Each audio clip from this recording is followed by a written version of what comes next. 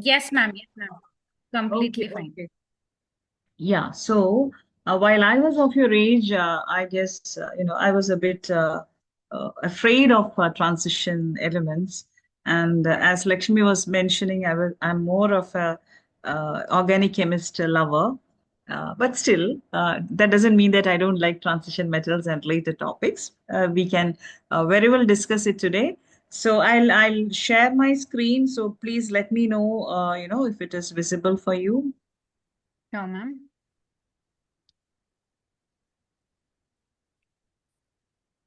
Okay, I hope it's visible. I'll just Yes, go ma'am. to Yes, the ma'am. yeah. Okay, I'll try to yeah, I think it has been switched to the slideshow Yes, mode. yes. It's yes. So I hope we have mainly 12th standard students, right? Plus two students, or do we have 11th also? Maybe you can put No, in the ma'am. chat box. Specifically, mostly 12 students only because this is especially for their board examination. Okay, okay, okay. Okay, fine. So, yeah, so I presume that most of you might be well versed with this topic.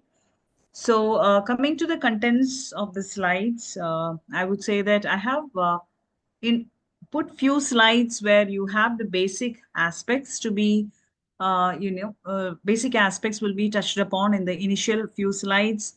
We'll be talking about, what are lanthanides, what are actinides, what are the various properties that we look into, and then we'll be touching upon the various physical properties of these set of elements and some of the special properties that they exhibit.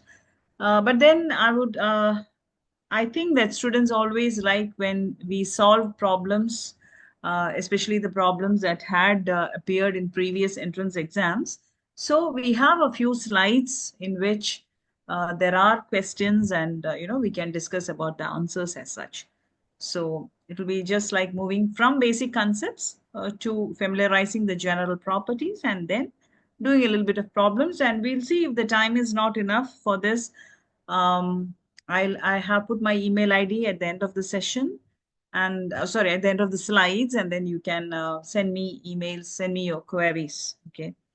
So Lakshmi, can I ask a favor? Can you please share the link to my WhatsApp because there are a few other students who told me that they would like to join the session, and so unfortunately I don't have their email ID. So if you could just send the link through WhatsApp, I can just share it to them. Yes, ma'am.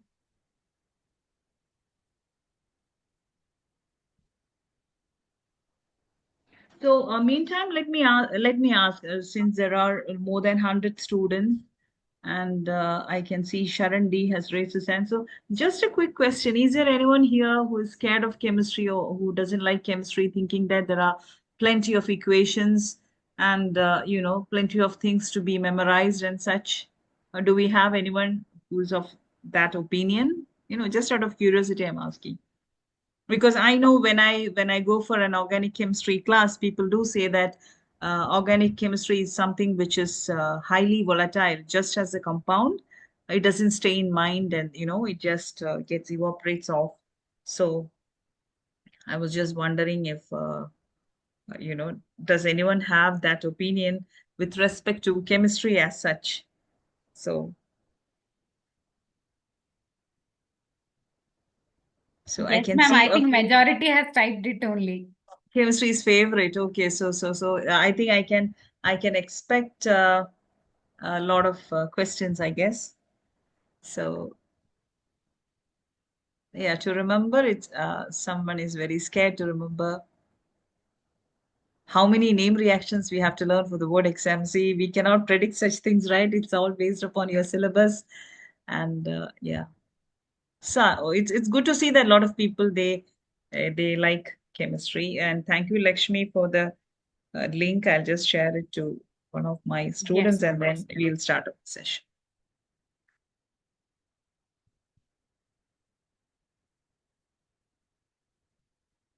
Okay, so here we are, and yeah, so coming to today's topic is oxidation states of the NF block elements. So I thought I'll just, uh, you know, uh, second, I'll just, yeah. I just put a picture of the D block elements from the periodic table. So, okay, yeah. So we have these D block elements and we have the F block elements as such. We'll see in the next slide. Uh, Especially the elements of groups 3 to 12, they are categorized as D block elements.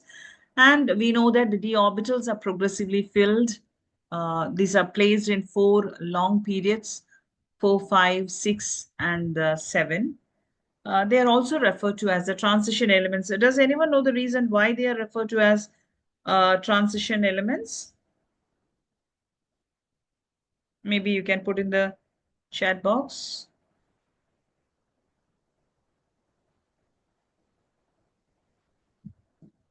Yeah, I see some answers here.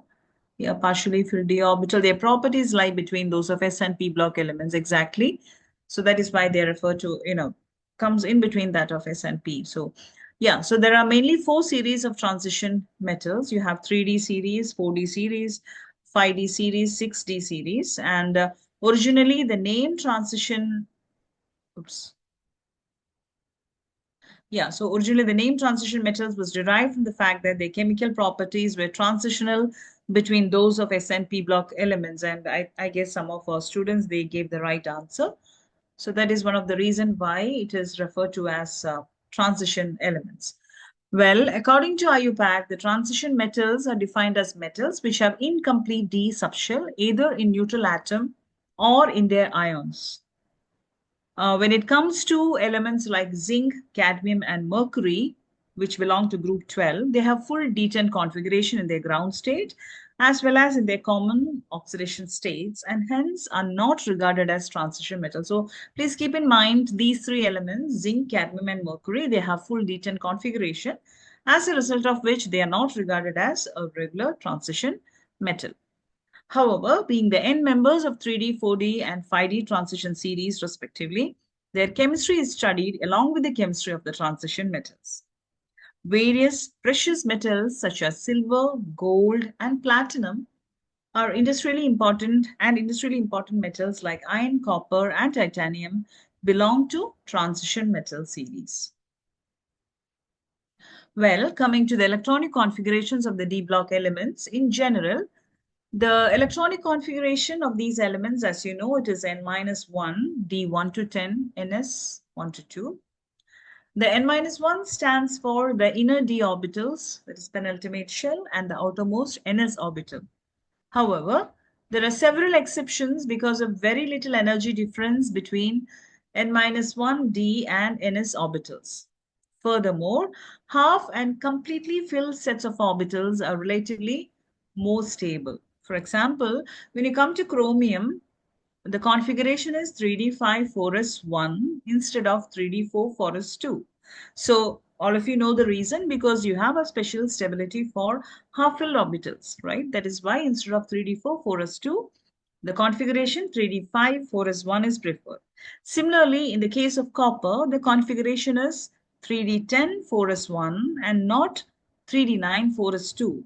When it comes to 3d9 4s2, you know that there is one is incompletely filled and the other one is completely filled, right?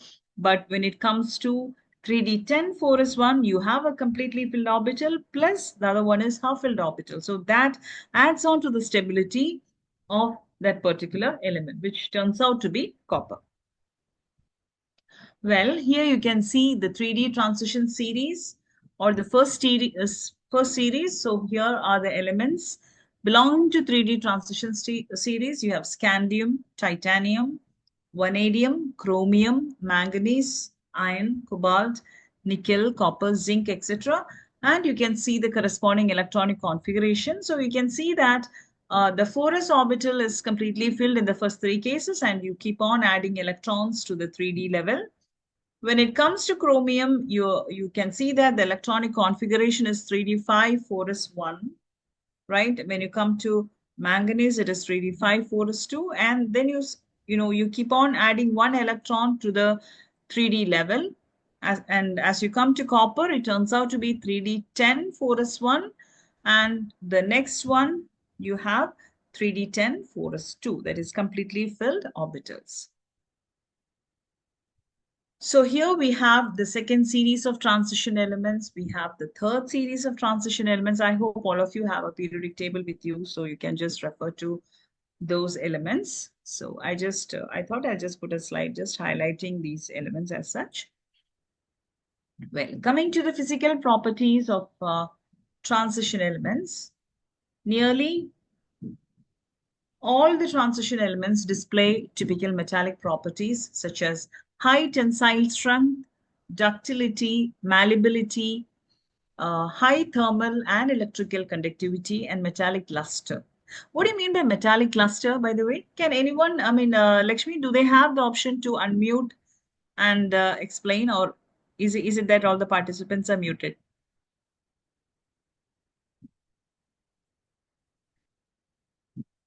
I see some answers in the chat box. I'll just see. Okay, ability to reflect light or shine. Yeah, so basically you have a shiny, luster means a certain shine, right? So yeah, good. And we have this property called ductility and malleability. So what is the difference between ductility and malleability? Can you put in the chat box?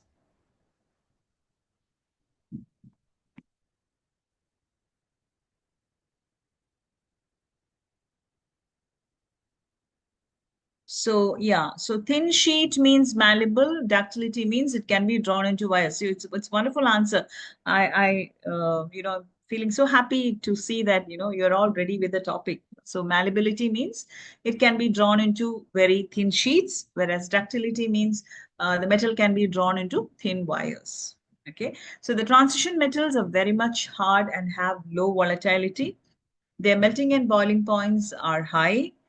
The high melting points of these metals are due to the involvement of greater number of electrons from n-1 d level in addition to the ns electrons in the interatomic metallic bonding. So keep in mind that there is this metallic bond which is present in the case of transition metals, and they are as such they're very hard, they have low volatility, and their melting and boiling points are pretty high.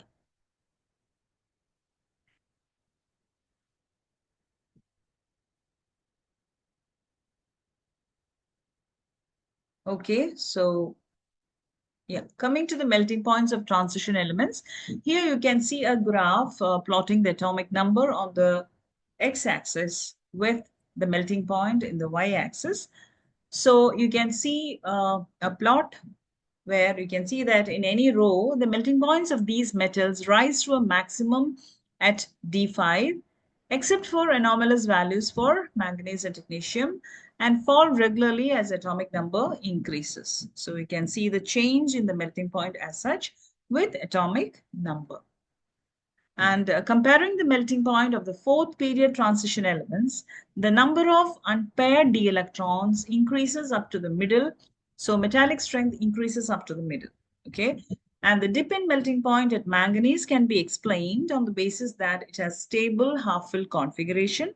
So electrons are held tightly, and so delocalization is less and metallic bond is weak. So, try to note down the points, certain elements act in an exceptional manner. So you can actually note down such points, which will be helpful for you, both for your board exam as well as for any entrance exam that you appear for. And I hope all of you have the habit of going through the textbook. Literally reading through the textbook and noting down the important points, because at the end of the day, if you are thorough with your textbook, you write any exams, you can crack any exam very easily, rather than just depending upon the notes that you get from your tuition centers or from the class. It's always good that you familiarize the textbook very well. Coming to enthalpies of atomization, the transition elements in general have high enthalpies of atomization. So you can see the trend in enthalpies of atomization of transition elements in this graph, where you have atomic number on the x-axis and you have the delta H values on the y-axis. So the maxima at about the middle of each series indicate that one unpaired electron per d orbital is particularly favorable for strong interatomic interaction.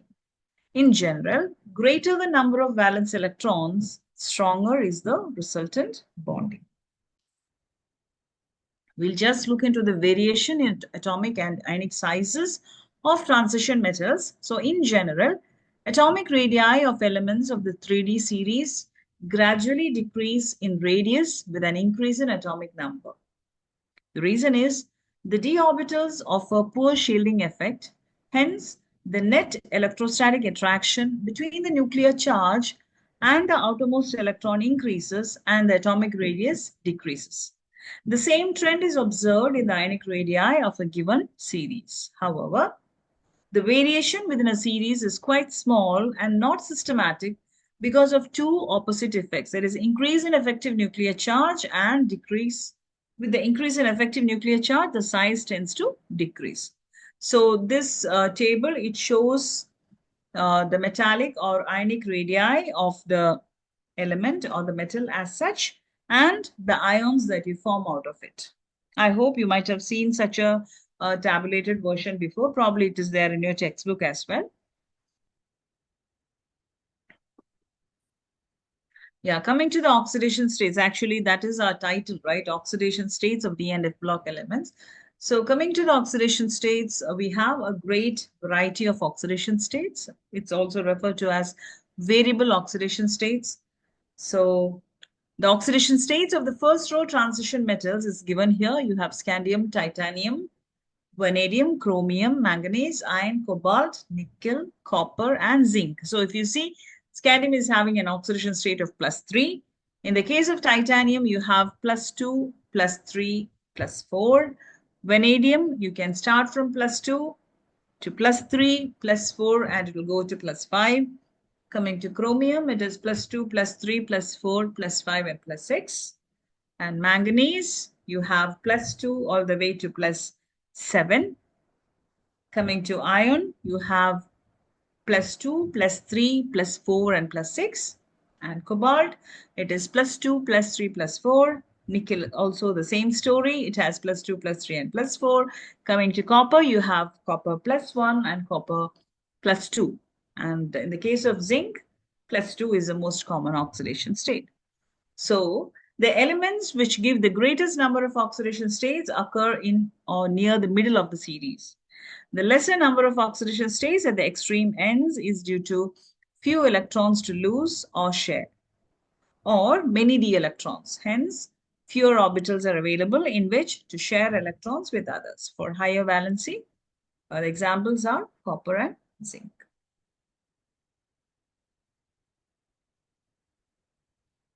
Continuation with oxidation states. In solution, the stability of the compounds depends upon electrode potentials rather than ionization enthalpies.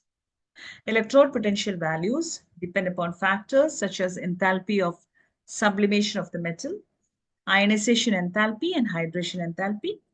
The variability of oxidation states, a characteristic of transition elements, arises out of incomplete filling of d orbitals in such a way that their oxidation states differ from each other by unity. So this is in contrast with the variability of oxidation states of non-transition elements, where oxidation states normally differ by a unit or of 2 due to inert pair effect.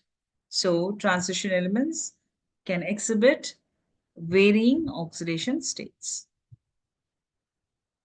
In the p block, the lower oxidation states are favored by the heavier members due to inert pair effect. The opposite is true in the groups of D block. For example, in group 6, molybdenum and tungsten are found to be more stable than chromium. Thus, chromium in the form of dichromate in acidic medium is a strong oxidizing agent, whereas molybdenum oxide and tungsten oxide are not. Low oxidation states are found when a complex compound has ligands capable of pi acceptor character in addition to sigma bonding. For example, nickel tetracarbonyl, FeCO 5 times, the oxidation state of nickel and iron is 0.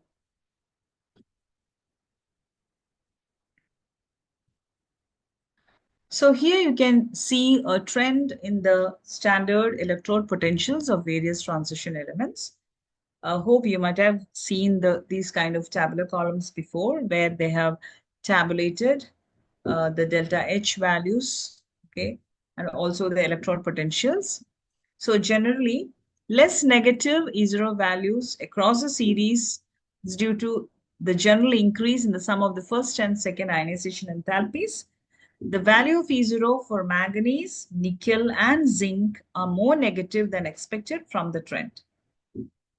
The stability of the half-filled D subshell in Mn2 plus and the completely filled D10 configuration in Zn2 plus, that is zinc ion, are related to their E0 values, whereas that for nickel is related to the highest negative delta H hydration energy.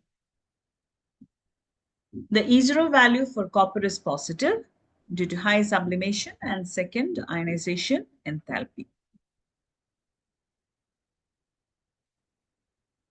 So here you can see the low value for scandium. So here a trend in the standard electrode potentials of various elements are listed. You have scandium, titanium, vanadium, chromium, manganese, iron, cobalt, nickel, copper, and zinc. So here the low value for scandium reflects the stability of scandium 3 plus, which has noble gas configuration. The highest value for zinc is due to the removal of an electron from the stable D10 configuration of Zn2 plus. The comparatively high value for Mn shows that Mn2 plus is particularly stable, whereas comparatively low value for iron shows the extra stability of Fe3 plus. So wherever you have a completely filled D level or a partially filled orbital, you have to be reminded of the extra stability. The comparatively higher value for V is related to the stability of V2 plus, which is having a half-filled T2G level. So next we'll come into some examples. So here, okay. Yeah, so the sums of the first and second ionization enthalpies and those of third and fourth ionization enthalpies of nickel and platinum are given below. Taking these values into account, you have to write the following. There is a most common oxidation state for nickel and platinum and its reasons. The second question is the name of the metal, nickel or platinum, which can form compounds in +4 oxidation state more easily and why. Okay, so such kind of questions can be there for your board exam or even for your entrance exams. So we can just see the solution here. Here, nickel shows +2 oxidation state, whereas platinum shows +4. Okay, and summing up the ionization enthalpies of nickel, you can see that the sum of the enthalpies of nickel is less than that for platinum, whereas IE3 plus IE4 is less for platinum. So from the given data, it is clear that platinum 4 is more easily attained while more energy would be required for obtaining Ni4 ion. That means you need to spend more energy to obtain Ni4 compared to platinum. So platinum 4 compounds are more stable than nickel 4 compounds. Again, we have another example. Out of Cr2 plus and Cr3 plus, which one is stable in aqueous solution? So the answer turns out to be Cr3 plus. Cr3 plus is more stable in aqueous solution due to higher hydration enthalpy, which is due to smaller size and higher charge. So initially, I have put some questions along with their solutions. And as we move ahead, we have questions where you have a chance to, work them out. Coming to the next question, how do the oxides of transition elements in lower oxidation states differ from those in higher oxidation states in the nature of metal-oxygen bonding? And you have to provide a reason. Coming to the solution, probably this is known to most of you. Oxides of transition metal in lower oxidation state are ionic and basic in nature, whereas in higher oxidation state, it forms covalent oxide, which are acidic in nature.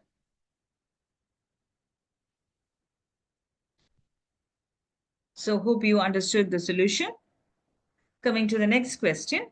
Name a transition element which does not exhibit variable oxidation states. So the solution, scandium, does not exhibit variable oxidation states.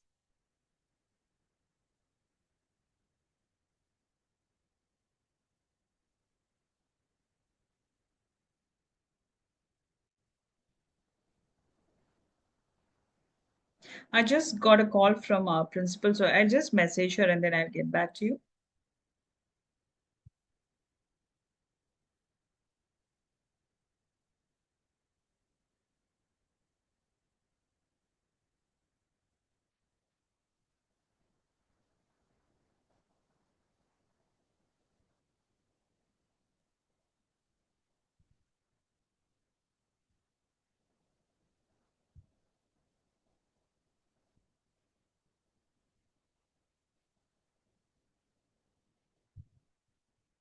Okay, so moving on to the next Actually, slide. ma'am, there is Yeah, a question like, can you explain the vanadium stability? There are multiple students have typed. Can you repeat the stability part?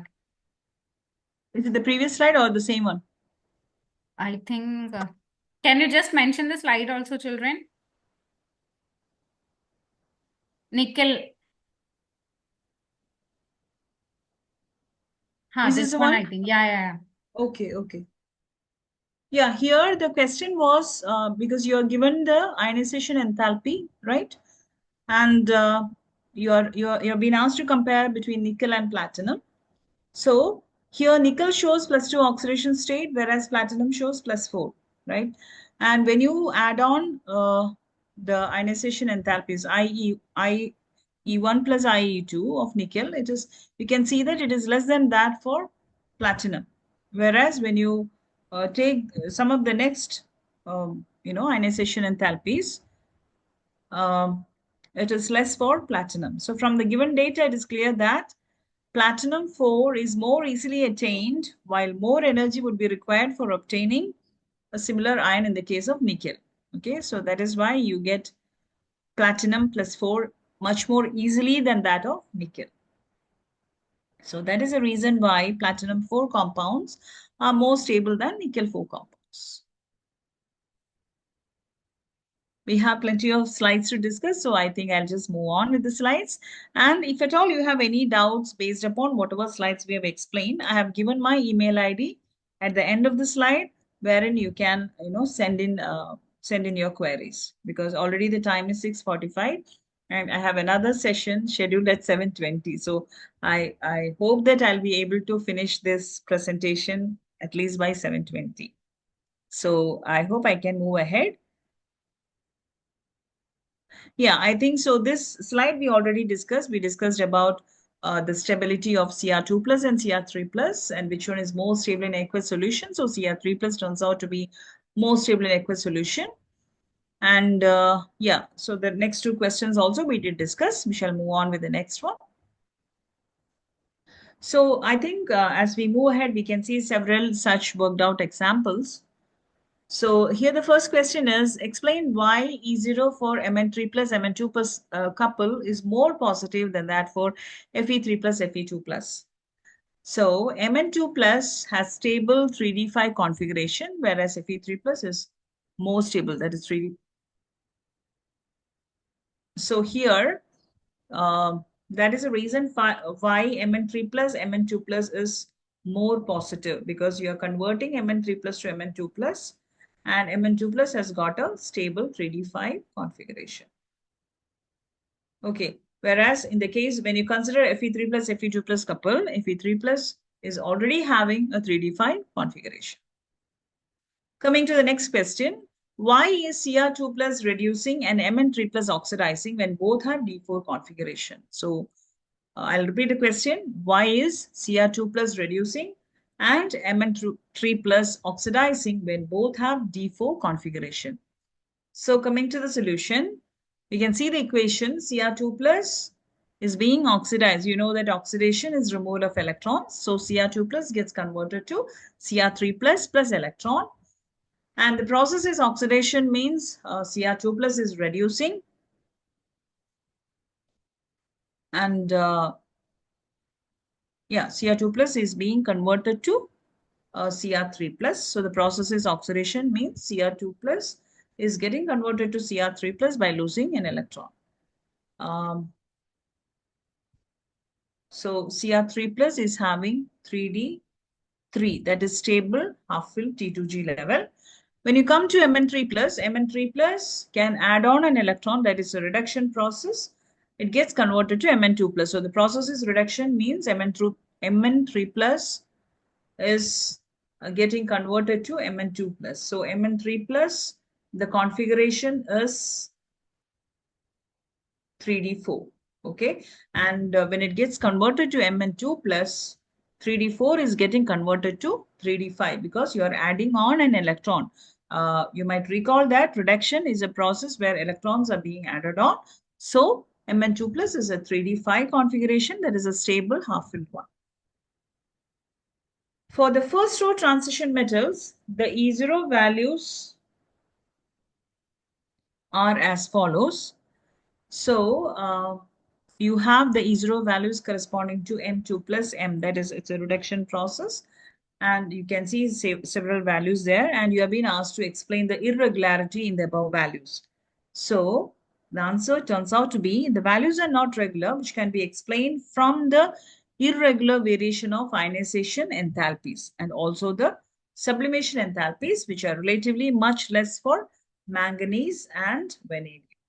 Okay, so the irregularity in these values are due to the irregular variation of ionization enthalpies as well as the sublimation enthalpies.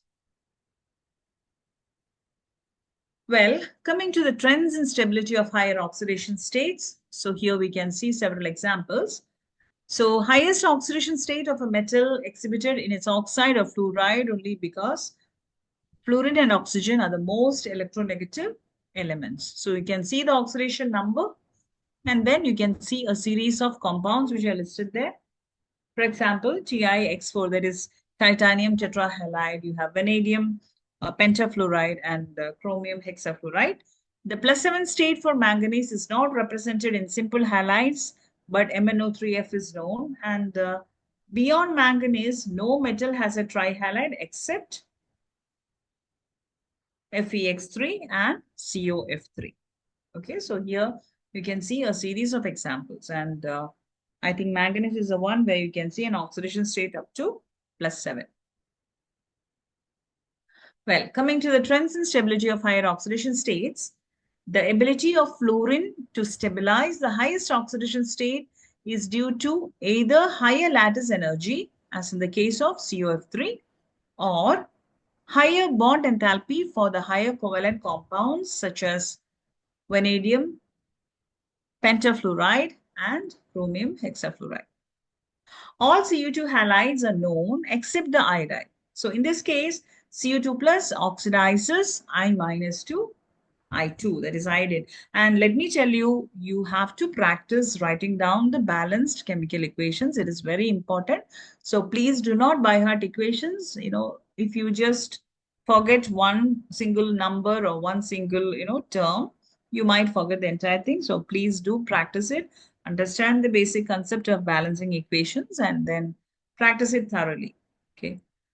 So, yeah, so however, many copper compounds are unstable in aqueous solution and undergo disproportionation. So here you can see 2Cu plus, it's giving you Cu2 plus Cu. So you have a copper which is in the +2 state plus a copper in the metallic form. The stability of Cu2 plus in the aqueous phase rather than Cu plus aqueous is due to the much more negative delta H hydration value of Cu2 plus than Cu plus, which compensates the second ionization enthalpy of copper. And see, we have copper sulfate, right? So we have anhydrous copper sulfate and a regular copper sulfate. Regular copper sulfate is CuSO4 5H2O. How do you distinguish between anhydrous copper sulfate and a regular copper sulfate?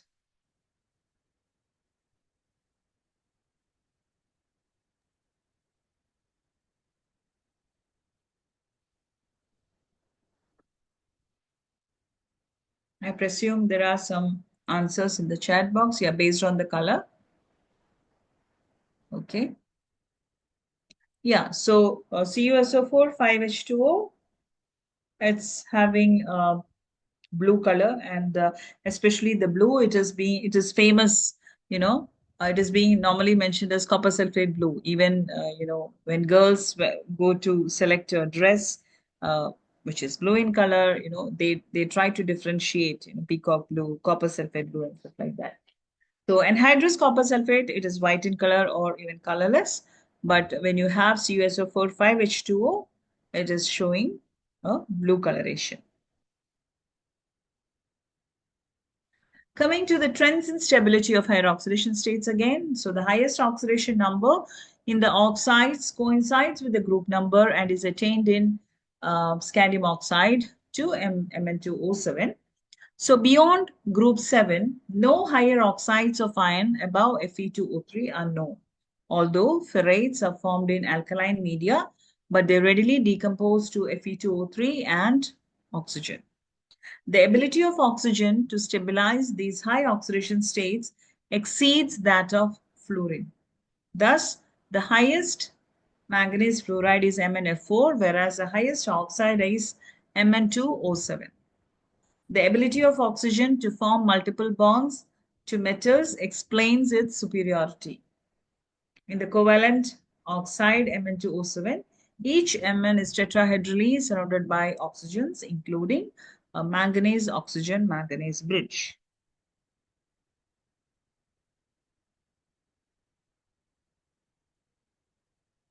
Well, the transition metals are well known for their magnetic properties.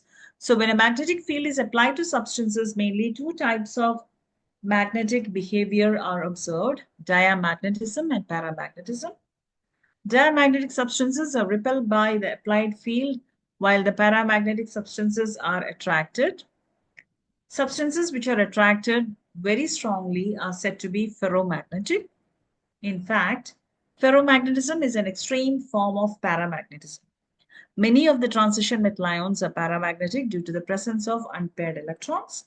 The magnetic moment is determined by the number of unpaired electrons and is calculated by using the spin-only formula, that is mu is equal to square root of n into n plus 2. N is the number of unpaired electrons, and the units of magnetic moment is Bohr magneton. A single unpaired electron has a magnetic moment of 1.73 Bohr magnetons. These transition metals are known to form colored solutions. So most transition metal ions are colored due to DD transition of unpaired electrons. When an electron from a lower energy d orbital is excited to a higher energy d orbital, the energy of excitation corresponds to the frequency of light absorbed. This frequency generally lies in the visible region. The color observed corresponds to the complementary color of the light absorbed. So you can see the wavelength, the color which is absorbed, and the color which is observed. So if you absorb a radiation of wavelength 400 nanometer, the color which is observed is yellow green. Similarly, if you absorb wavelength of 580 nanometer, you can observe a color of dark blue. Okay, so based upon the color which is being, based upon the frequency or the wavelength of light which is being absorbed, you see a different color. Okay.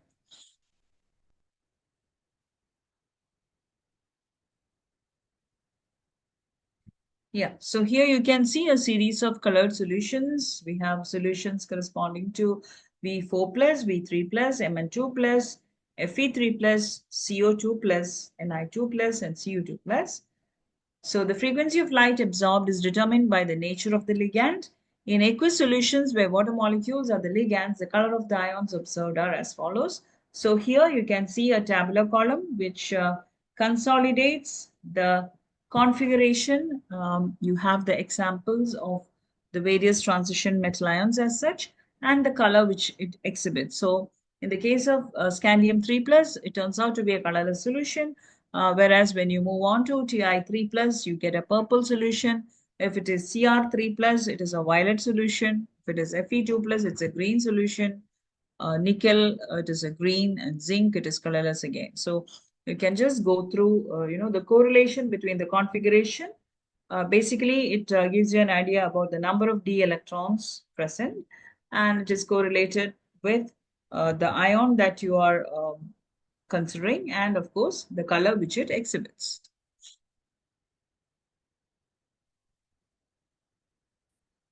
Transition metals are also known to form complex compounds.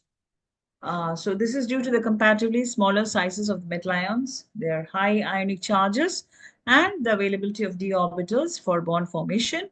The few examples are FeCN63 minus, FeCN64 minus, CuNH3 4 times 2 plus, and PtCl4 2 minus. Complex compounds are those in which the metal ions bind a number of anions or neutral molecules, giving complex species with characteristic properties. Uh, Coming to the catalytic properties, the transition metals and their compounds are known for their catalytic activity.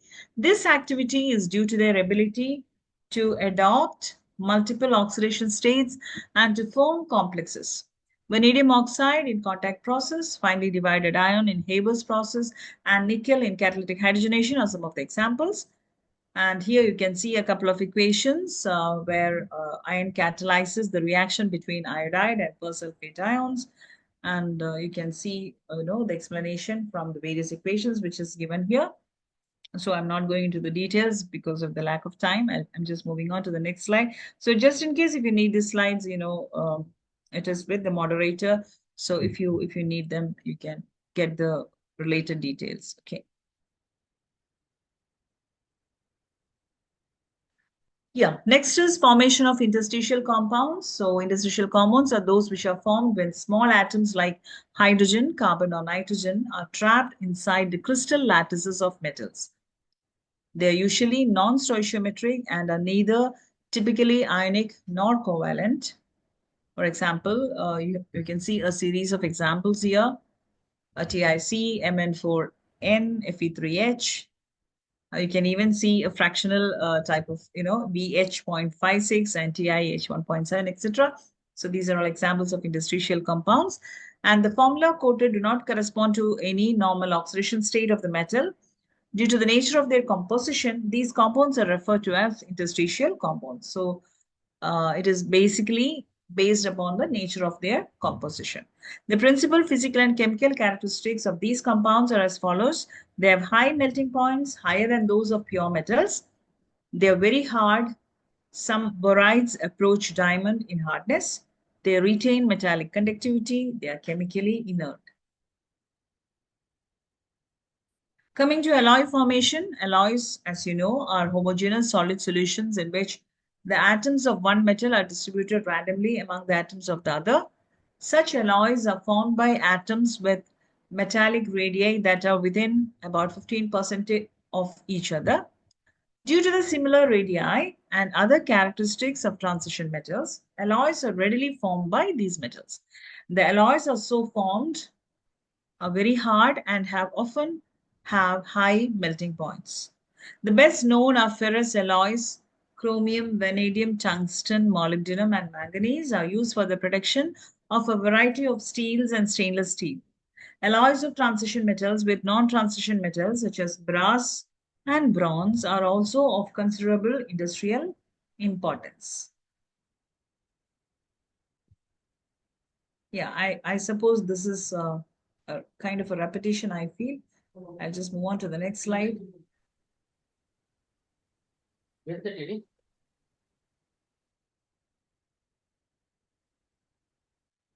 So coming to the F block or inner transition elements, the elements in which the last electron enters the n-2 f orbitals are called inner transition elements. The general electronic configuration of these elements can be represented as follows. It is n-2 f 0 to 14, n-1, d0 to 1, ns2. The two series of inner transition metals, that is 4 of inner transition metals known as lanthanoids because they come immediately after lanthanum, and 5 of inner transition metals are known as actinoids because they come immediately after actinium. Lakshmi ma'am, so how much time do we have? I think we have already crossed 7. So I shall be available till 7:20. Okay, ma'am. So maybe we'll finish and in 5 minutes, and then we'll ask for the questions. Okay, okay. Yeah. So, lanthanum, it closely resembles the lanthanides. It is usually included in any discussion of lanthanoids for which the general formula Ln is often used. And similarly, a discussion of actinoids includes actinium, which is denoted by AC, besides the 14 elements constituting the series. So, you can see the elements which are listed here. So, here you see, the lanthanides, and you can see the atomic number, the element as such, the symbol with which it is being represented, and the electronic configuration. And in the next tabular column, you can see the radii of the metal as such, and also of the ion.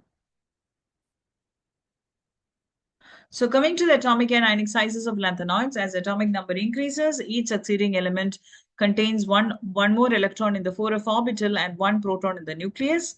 The 4f electrons are ineffective in screening the outer electrons from the nucleus, causing imperfect shielding.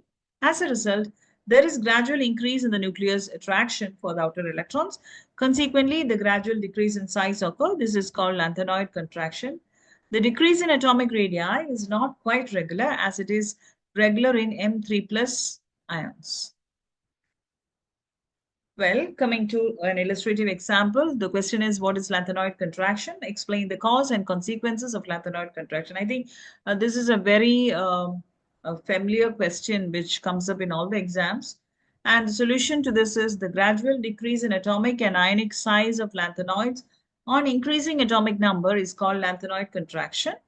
And the poor shielding effect of F electrons is the reason for lanthanoid contraction.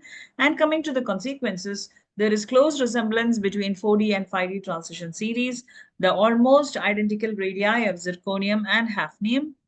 Then ionization enthalpy of 5D transition series is higher than 3D and 4D transition series occur together, and difficulty in separation of lanthanoids. So due to these consequences, it is actually difficult to separate the lanthanides, and there is increase in the covalent character in MOH bond, and hence basic character decreases from left to right.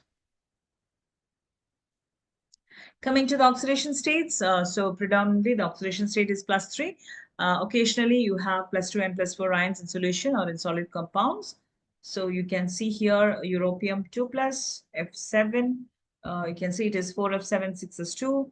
When it comes to ytterbium, you have 4F14 6s2. And when you have Ce4 plus, that is cerium, you have 4F1 5D1 6s2. The question is, why samarium, europium, and ytterbium ions in solutions are good reducing agents, but an aqueous solution of Ce4 plus is a good oxidizing agent? So the most stable oxidation state of lanthanides is +3.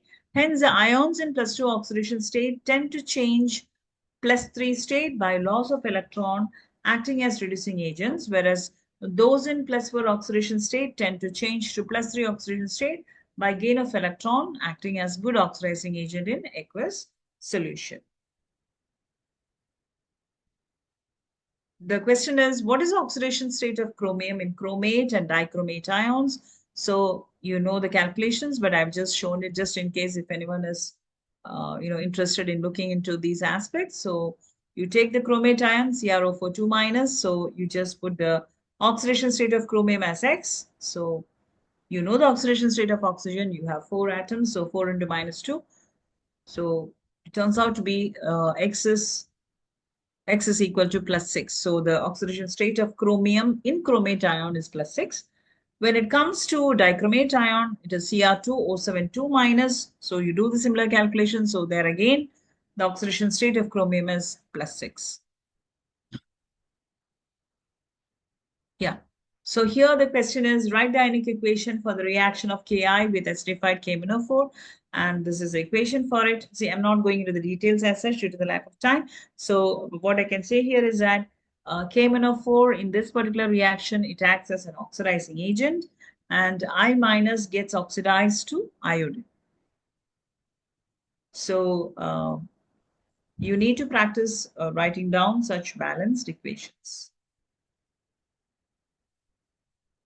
Okay, coming to the next question. Which of the following transition elements shows the maximum number of oxidation states? Probably it's a very familiar question, very easy question for you.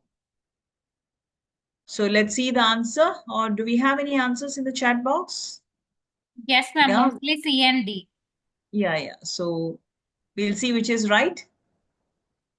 The answer is C, which is manganese. So manganese exhibits oxidation states from +2 to +7, making it the transition metal with the highest number of oxidation states. Coming to scandium, it is +3. Coming to chromium, it is +2, +3, +4, +5, and +6. And coming to iron, it is +2, +3, and +6. We'll see the next question. Which property of transition metals enables them to behave as catalysts? One is variable oxidation states, alloy formation, high ionization enthalpy, high melting point. I'm seeing several answers in the chat box. So, yeah, many of them have answered A as the answer. Let's see if it is right. Yeah, the right answer is variable oxidation states. So, transition metals act as catalysts because they can change oxidation states, providing different reaction pathways with lower activation energy. And examples, iron in Haber's process and vanadium pentoxide in contact process. So they have variable oxidation states. Okay. Now, the next question is, which of the following is the most stable complex species? FeCN6 minus, FeCO5, FeC2O4 3 minus, FeH2O6 times 3 plus. So let's see the answers which are there in the chat box. We have option A. Some of them have, option C. There is one answer B for this. Okay, let's come to the answer. The answer is C. That is FeC2O4 3 minus. That is oxalate is a bidentate ligand forming a stable chelate complex. Chelation increases the stability of metal complex due to the chelate effect. And among these, FeH2O6 times 3 plus is a least stable because water is a very weak ligand. Okay, so in this case, oxalate being a bidentate ligand is a very stable, it forms a very stable chelate complex, and hence C will be the right answer. Okay, coming to the next question. Out of Cr3 plus and Mn3 plus, which one is a stronger oxidizing agent? Why? So we have answers coming in. So answer turns out to be Mn2 plus. Some of them have answered Cr3 plus. Anyway, just there are two options. So we'll see which is the right answer. So Mn3 plus is a stronger oxidizing agent. Mn3 plus gets reduced to Mn2 plus. The E0 value is plus 1.51 volt, which is a stable oxidation state. Cr3 plus is relatively stable and does not easily reduce to Cr2 plus. So the answer turns out to be Mn3 plus. Okay. So for the next one, I think we already have the answer there. Why is Ce4 plus a strong oxidizing agent? Ce4 plus, it easily gets reduced to Ce3 plus, which is more stable due to the half-filled f orbital configuration. So Ce4 plus has a high standard reduction potential, making it a strong oxidizing agent. So Ce4 plus gets converted to Ce3 plus in the process of acting as a strong oxidizing agent. And C3 plus is more stable because of the half-filled f orbital configuration. Coming to the next question, why is the highest oxidation state of a metal shown in oxides or fluorides? Oxygen, O2 minus, and fluorine, F minus, are highly electronegative and can stabilize high oxidation states by strong bonding. So manganese in MnO4 minus is having an oxidation state +7, and molybdenum in MF6 is having an oxidation state of +6.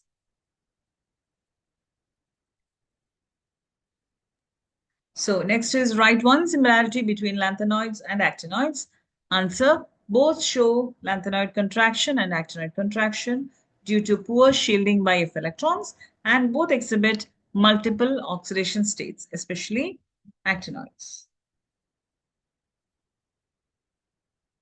So next question, why is Cu plus ion not stable in aqueous solution? This is because Cu2 plus is more stable than Cu plus in aqueous solution due to higher hydration energy of Cu2 plus. So here 2Cu plus gets converted to Cu2 plus plus Cu. Okay. And the reason of Cu2 plus being more stable than Cu plus is due to the higher hydration energy of Cu plus. Next question, why do transition elements have high enthalpies of atomization? Actually, we could have conducted this like a quiz session online, but then, we need some more time for such things. So that's why for some questions, I had the answers, after a small duration, whereas for the rest of the questions, I have put the answers immediately following the questions so that we can cover more questions in a short period of time. So coming to the question again, why do transition elements have high enthalpies of atomization? The answer is due to strong metallic bonding from partially filled d orbitals. More d electrons means stronger bonding, higher atomization energy.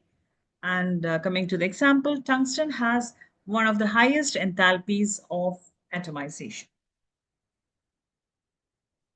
Next question is the geometry of diamagnetic nickel complex, that is NiCN4 2 minuses. Is it tetrahedral, octahedral, square planar, or distorted octahedral?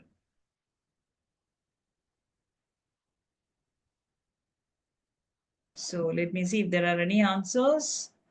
So I'm getting an answer as if it is C. So some are saying that it is octahedral. So let's see the answer. So the answer is square planar. Nickel has 3D8 configuration.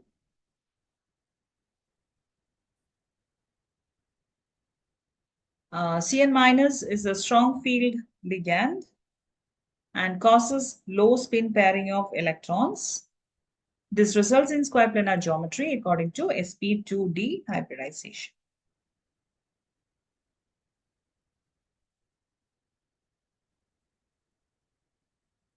Okay, so the next question is, what is actinoid contraction? Why is actinoid contraction greater than lanthanoid contraction? The answer is the 5f orbitals in actinoids are less shielded than the 4f orbitals in lanthanoids. Poor shielding in actinoids results in greater nuclear attraction, leading to stronger contraction. So it is all it has all to do with the poor shielding effect, which results in greater nuclear attraction, leading to a stronger contraction. Out of Cr2 plus and Fe2 plus, which one is a stronger reducing agent? Why? What could be the answer?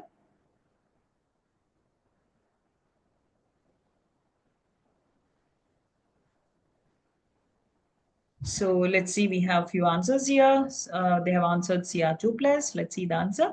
Yes, Cr2 plus is the right answer. It is a stronger reducing agent because it gets oxidized to Cr3 plus. Cr3 plus has a stable half-filled 3D3 configuration, making the oxidation of Cr2 plus more favorable. Fe2 plus does not easily oxidize to Fe3 plus because Fe3 plus is less stable in aqueous solution.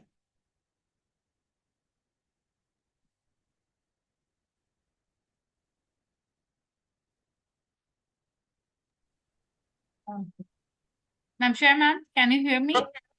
Yeah.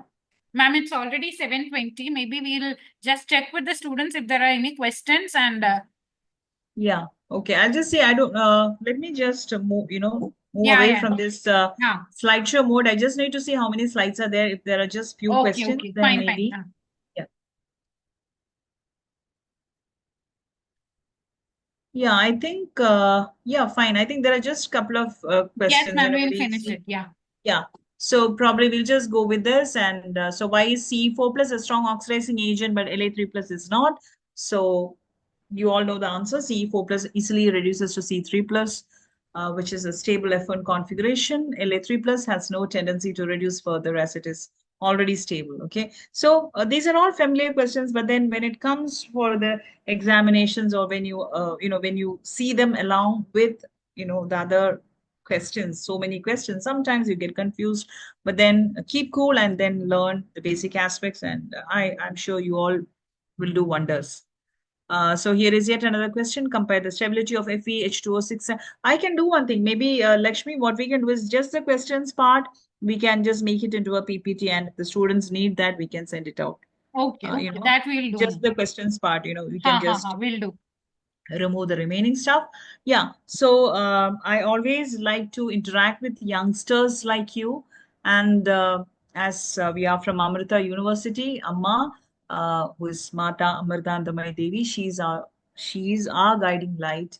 And according to her, youngsters need to understand the real purpose of life. They need courage and wisdom to face the challenges of life.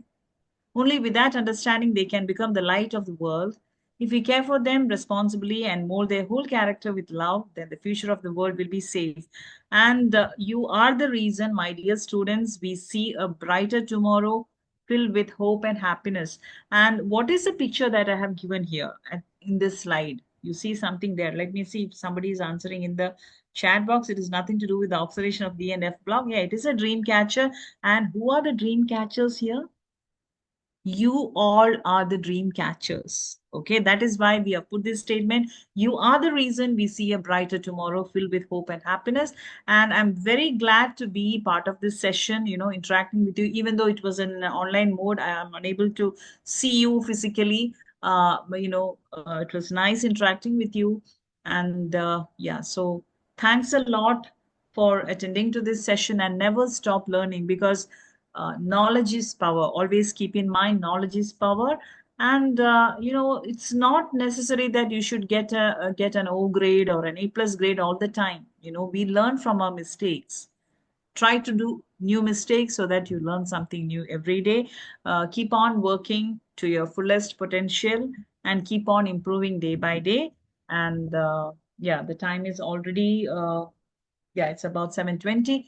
It's time for me to join for yet another seminar session I have to log into. So if you have any doubts, just send me a mail at zeenapillai@gmail.com, or if you have the email ID of Lakshmi ma'am, that's also fine. She'll pass on the message to me. So thank you all. Thanks a lot, and wish you all the best for your exams. Thank you so much, ma'am. So if there are any queries, I'll just forward it to you. So dear children, you can mail it to me directly and you'll get a consolidated reply. So yes, thank you so much, ma'am, for being a part of the session. And yes, children, you have been with us for the past 5 days. I hope all the sessions of refresher course was useful to you. Yeah, I hope that this was useful for them, because the thing is, we are used to taking offline classes, where you can see from their face whether they understood the topic or not. But here, it's all emojis which comes up. But I'm glad to see that many of them have thanked me. So Yes, I yes. hope it was a bit useful for them. But some of them, they have indicated certain points about electrode potentials. So you please drop in an email, and I shall definitely get back to you. Yeah. Thanks a lot. And dear students, please don't worry. All the recordings of the session, as well as the materials and the Q&A and everything that happened, you'll receive it over a mail as well as through our Telegram channel. So thank you so much, dear children, and all the best to everyone. So yes, thank you everyone, and thank you, ma'am. Thank you. Thanks a lot. I wish all of you will be able to come up with flying colors. Thank you so much, everyone, and all the best for your examination. Thank you, ma'am. Thank you so much for joining. Thank you. Thank you, all of you.